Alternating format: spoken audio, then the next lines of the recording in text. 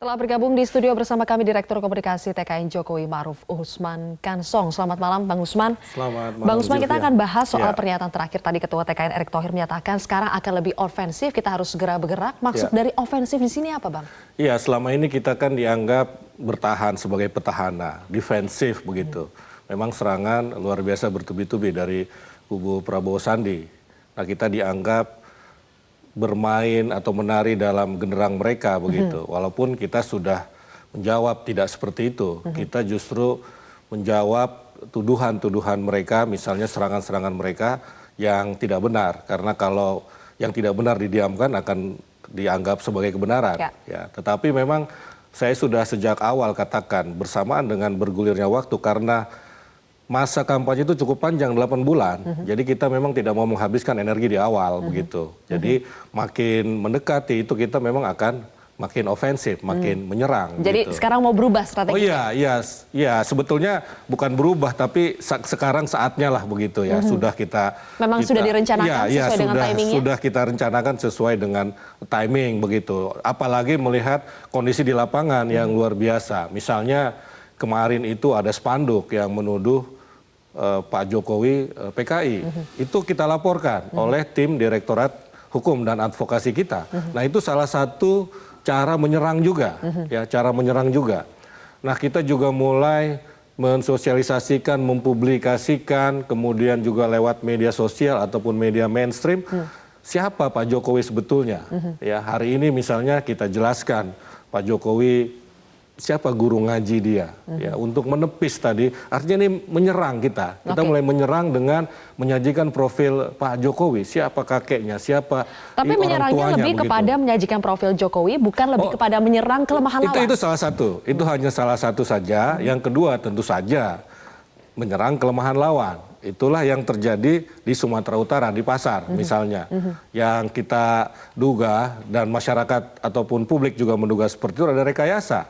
Ini kan kemudian kita angkat isunya begitu. Ada sandiwara di situ ya. Sandiwara seolah-olah ditolak sebetulnya ingin playing victims, ingin bermain-main sebagai korban begitu. Dan kemudian kalau sudah bermain sebagai korban maka kita yang dipersalahkan.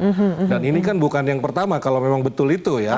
Kasus Ratna Sarumpait misalnya. Itu juga kita lakukan. Dan satu lagi yang kita lakukan adalah dengan capaian-capaian, dengan data-data dan angka-angka dari pemerintahan Jokowi JK, karena kita adalah petahana, jadi kita juga harus menyerang dengan itu dia. Capaian. Bang Usman, kan tidak semua isu terkait pilpres itu bisa dilawan dengan cara yang ofensif. Kalau misalnya isu ekonomi harus dilawan dengan data. Jadi di sini isu-isu apa yang bisa lewat dengan cara ofensif dan isu mana yang tidak bisa dengan cara ofensif? Iya, saya kira semua bisa kita lakukan dengan ofensif begitu ya. Termasuk ketika kita menyajikan data capaian Pak Jokowi dan JK itu adalah ofensif sebetulnya.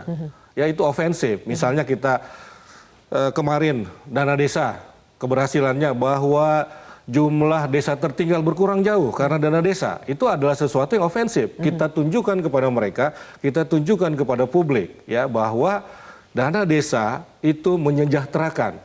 Pemerintahan ini sudah berhasil menyejahterakan rakyatnya, sudah bekerja menyejahterakan rakyatnya. Jadi meng-highlight prestasi di pemerintahan Jokowi. Itu salah satunya, juga dengan data, juga dengan visi misi kita juga. Apa yang akan kita lakukan ke depan begitu dalam periode kedua pemerintahan Pak Jokowi nanti dengan Pak Ma'ruf Amin. Bagaimana strategi ofensif di kubu Jokowi akan berbeda dengan strategi ofensif di kubu Prabowo? Karena kan sebelumnya Presiden selalu mengingatkan supaya kampanye di Pilpres ini harus berjalan dengan sejuk dan damai. Begini, yang tidak mereka punya adalah capaian.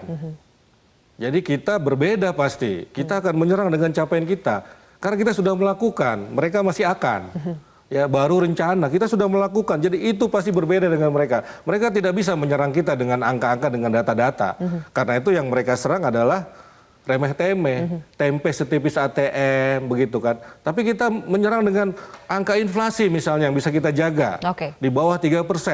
Itu mereka tidak punya. Jadi beda pasti antara kita dengan mereka dalam konteks data ataupun capaian dari kerja Pak Jokowi. Itu dari segi capaian. Bagaimana dengan tadi Bang Usman mengatakan kita juga akan menyerang kelemahan lawan. Nah, bagaimana supaya ada batas, supaya tetap menyerang tetapi tetap menjaga demokrasi yang sejuk dan damai?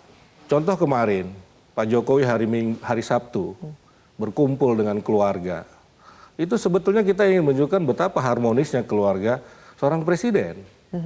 Ya, kita tahu bahwa keluarga adalah fondasi bangsa. Kita tahu adalah keluarga itu tiang negara, katakanlah seperti itu.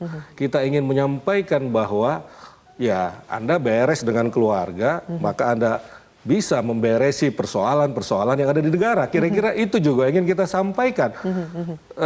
Tanpa gerasa gerusu begitu ya, tanpa misalnya secara terbuka kita katakan itu. Tetapi itu adalah sebuah serangan yang sifatnya simbolik sekali begitu, dan orang paham itu, ya orang paham itu.